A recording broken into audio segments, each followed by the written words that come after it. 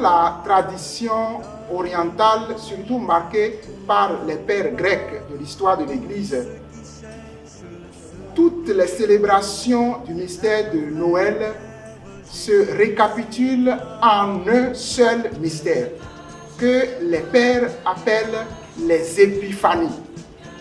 Dans les épiphanies, les pères de l'Église et toute la tradition grecque avec eux célèbrent à la fois non seulement l'épiphanie, la visite des rois mages à l'enfant Jésus, mais avec la visite des rois mages, la tradition orientale célèbre aussi le baptême du Seigneur dans le Jourdain et les noces du Cana.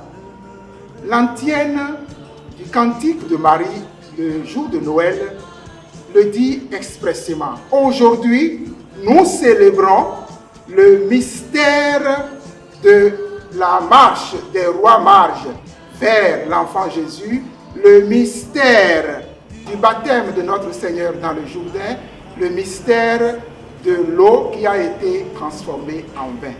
L'épiphanie, c'est encore et toujours Noël. Et il y a même un parallélisme biblique évident qu'on peut établir entre Matthieu 2 et Luc 2. Matthieu 2, c'est l'épisode des mages venus à Jérusalem puis à Bethléem pour rendre grâce à l'enfant divin, à l'enfant Dieu. Et l'épisode de l'annonce de l'ange au berger. Il y a donc une similitude dans la structure. De part et d'autre, il y a un signe venu du ciel. Les anges, ou plutôt l'ange pour les bergers et l'étoile pour les mages. Les uns et les autres, les bergers et les mages, comprirent que le Seigneur est né à Bethléem. Et tous, aussi bien les bergers que les mages, tous s'empressèrent d'aller voir cet enfant qui est né à Bethléem. C'est d'ailleurs Matthieu seul qui nous présente cet événement. C'est lui seul qui nous relate cet événement. Nous pourrons lire Matthieu au chapitre 2, versets 1 à 12. En fait, des mages sont venus d'Orient. Ils ont été avertis par une étoile et ils se sont rendus à Jérusalem.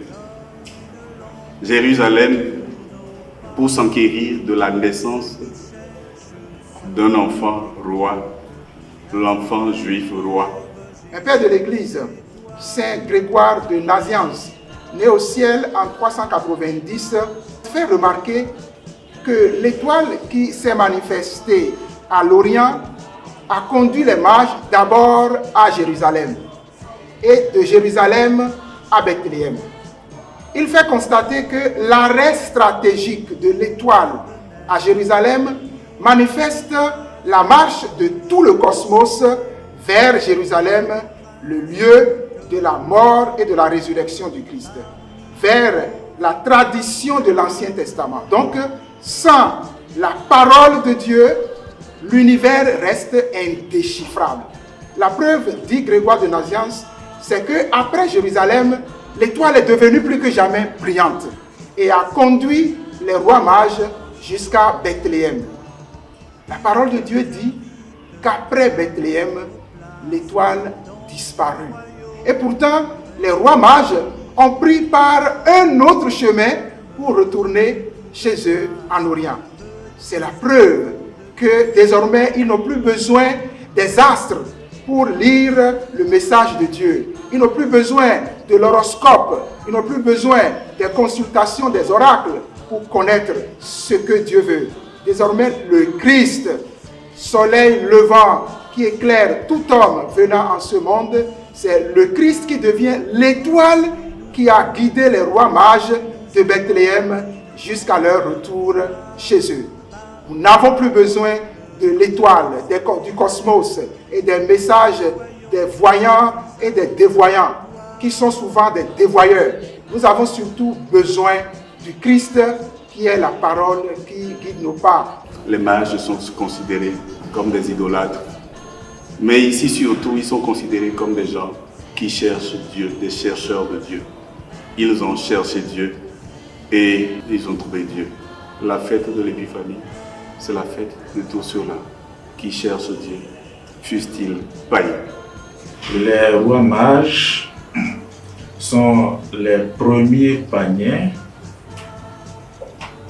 qui sont parvenus à la foi parce qu'ils viennent des régions orientales et il y a des documents qui attestent que ces régions orientales, les peuples chaldéens sont très versés dans les études sur les astres et ils ont pu constater cette étoile qui les a portés vers le Messie Sauveur.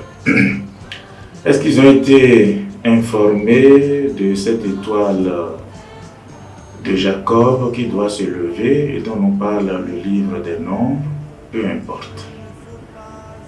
L'essentiel, c'est de voir leur marche de l'Orient vers Jérusalem, décider à se laisser conduire par le Créateur vers le Sauveur. Il y a là quelque chose qui rappelle la marche d'Abraham. Il y a aussi là quelque chose qui nous rappelle la nécessité de nous laisser déterminer par le Seigneur.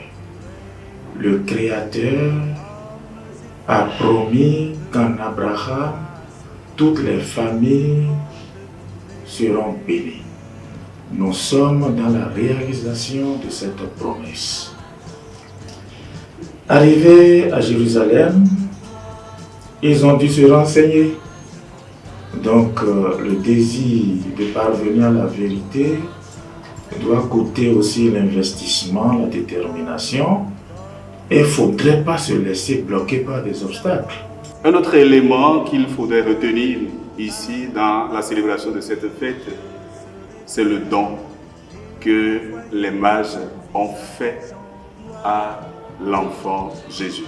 Déjà, dans le Proche-Orient ancien, le don est signe de soumission et en même temps signe d'allégeance à quelqu'un. Cela voudrait dire que ces mages, ils se sont soumis à l'enfant roi. Ils lui ont fait allégeance. Il faut constater que, en présence du don suprême que constitue Jésus, le don du Père à l'humanité,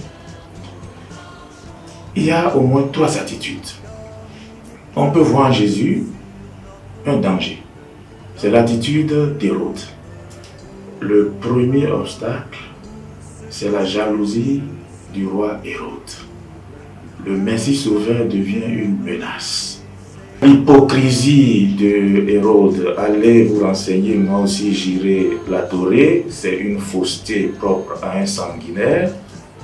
Si nous ne voulons pas sortir de notre égoïsme, nous laisser porter par le Créateur vers notre accomplissement dans la vision de sa gloire qui resplendit sur le visage de son Fils né à Bethléem pour donner sa vie sur la croix, nous n'allons pas parvenir à l'accomplissement.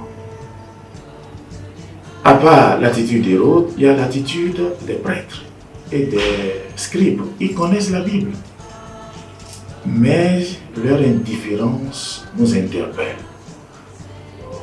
Nous ne sommes pas à l'abri de cela.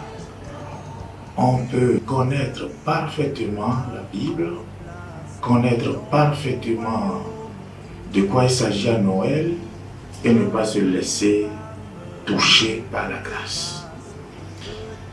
Il y a l'attitude des rois mages. Ils se sont laissés porter par la grâce de Dieu jusqu'à la pleine vision du Sauveur. Et donc c'est un chemin de conversion, de sortie de soi, d'imitation d'Abraham qui sort de son pays pour aller là où le Seigneur lui a indiqué. La terre promise est venue jusqu'à nous, c'est la Jérusalem céleste que porte le Verbe incarné. Il inaugure le royaume des cieux sur la terre pour faire entrer et tous les hommes. Laissons-nous à l'œuvre de la divine miséricorde. Qu'il nous transfigure, le Seigneur rempli d'amour. Dieu nous a tant aimés qu'il nous a donné son Fils unique. Et il s'est fait tellement l'un de nous que nous sommes devenus éternels. Chante la préface.